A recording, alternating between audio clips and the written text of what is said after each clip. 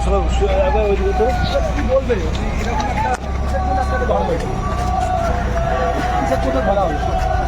আমাকে চোখ বন্ধ করে ভাষণ হয়েছে বিজেপি উল্টো পাল্টা কেস দিয়ে আমাকে। আপনি কি সেদিন ভোটের দিনে যে রেজাল্টের দিনে যে ঘটনা ঘটেছে আপনি কি ছিলেন সেখানে?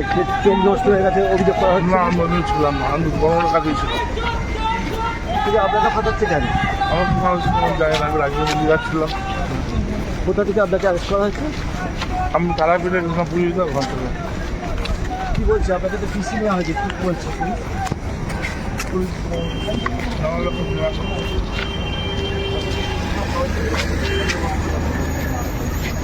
আপনাকে গ্রেপ্তার এটা কিসের জন্য করা হলো বলে মূলত আপনি মনে করেন?